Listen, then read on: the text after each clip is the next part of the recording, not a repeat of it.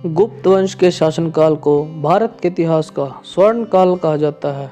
गुप्त वंश की शुरुआत गुप्त वंश के पहले शासक श्री गुप्त द्वारा हुई थी। गुप्त वंश ने 495 ईस्वी तक भारत पर राज किया। इस वंश में चंद्रगुप्त प्रथम, समुद्रगुप्त, चंद्रगुप्त विक्रमादित्य और स्कंदगुप्त जैसे प्रतापी राजा थे। इस वंश का समुद्रगुप्त एक बहुत शक्तिशाली सम्राट हुआ, जिसने अपनी तलवार से पूरे गुप्त साम्राज्य का विस्तार किया।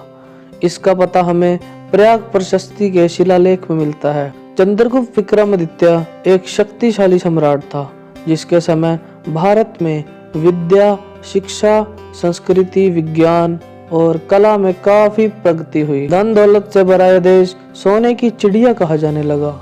चंद्रगुप्त विक्रमादित्य के समय में आए चीनी यात्री फाहियान ने भारत की तारीफ करते हुए उस समय की राजधानी पाटलिपुत्र को श्रेष्ठतम नगर बताया।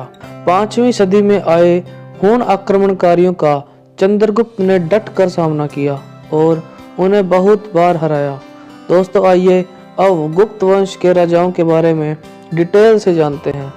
श्रीगुप्त और घटोत्कच। जैसा कि हमने आपको बताया कि गुप्त साम्राज्य की नींव श्रीगुप्त ने 240 ईस्वी में रखी थी। श्रीगुप्त ने 40 वर्ष तक शासन किया। उनके बाद उनका पुत्र घटोत्कच 280 ईस्वी में गद्दी पर बैठा। प्राचीन लेखों के अनुसार श्रीगुप्त और घटोत्कच को राजा की उपाधि दी गई थी, लेकिन चंद्रगुप्त प्रथम को महाराजाधिराज की उपाधि दी गई थी, जिसका अर्थ है राजाओं का भी राजा। 4वीं सदी की शुरुआत में गुप्त वंश ने मगध के एक छोटे से हिंदू राज्य और वर्तमान बिहार में अपने शासन को शुरू कर दिया था।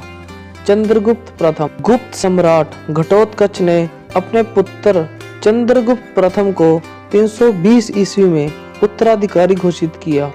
चंद्रगुप्त ने एक संधि के कारण मगध की राजकुमारी कुमार देवी से विवाह किया। दहेज में मिले मगध साम्राज्य पाकर चंद्रगुप्त ने अपने साम्राज्य का विस्तार करना शुरू कर दिया। इस तरह उसने मगध, प्रयाग और शाक्य जैसे कई हिस्सों को अपने अधीन ले लिया। अब उसने अपना शासन 321 ईस्वी में गंगा नदी से लेकर प्रयाग तक बढ़ा दिया था।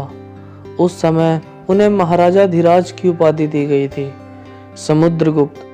335 ईस्वी में अपने पिता चंद्रगुप्त प्रथम के राज को समुद्रगुप्त ने आगे बढ़ाया और अपनी मौत तक लगभग 45 वर्षों तक शासन किया। उसने शुरुआत में ही पद्मावती साम्राज्य को अपने शासन में मिलाया। इसके बाद उसने सभी आदिवासी इलाकों मालवा, योद्धे, अर्जुनायन और अभीरा पर आक्रमण कर दिया। 380 ईस्वी में अपनी मौत से पहले 20 से अधिक गणराज्यों को अपने अधीन कर लिया। अब उसका शासन हिमालय से लेकर नर्मदा नदी तक फैल गया था। विदेशी इतिहासकार उसे भारत का नेपोलियन मानते थे।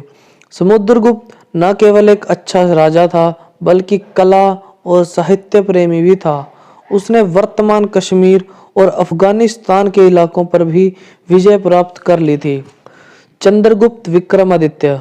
गुप्त लेखों के आधार पर अपने पुत्रों में से समुद्रगुप्त ने राजकुमार चंद्रगुप्त सेकंड को अपना उत्तराधिकारी बनाया। चंद्रगुप्त सेकंड इतिहास में चंद्रगुप्त विक्रमादित्य के नाम से जाना जाता है।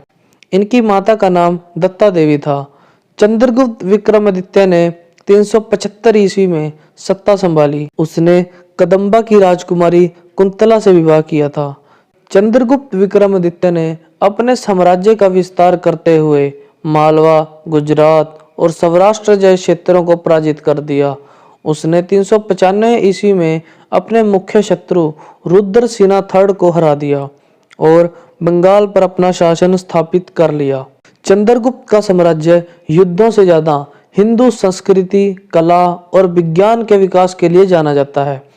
अपने काल में चंद्रगुप्त ने बुद्ध और जैन धर्म का भी प्रचार किया, जिस कारण उसके शासनकाल में बुद्ध कला का काफी विकास हुआ। स्कंदगुप्त। स्कंदगुप्त फर्स्ट को महान गुप्त शासन का अंतिम शासक माना जाता है।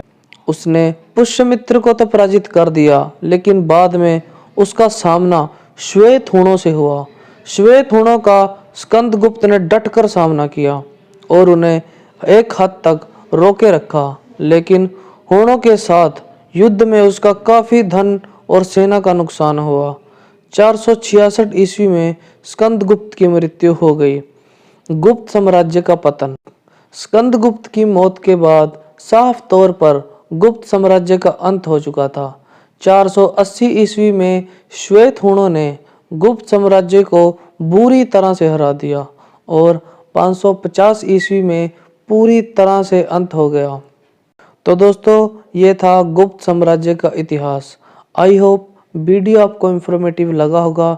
ऐसी और इन्फॉर्मेटिव वीडियो देखने के लिए चैनल सब्सक्राइब कीजिए। बहुत बहुत धन्यवाद।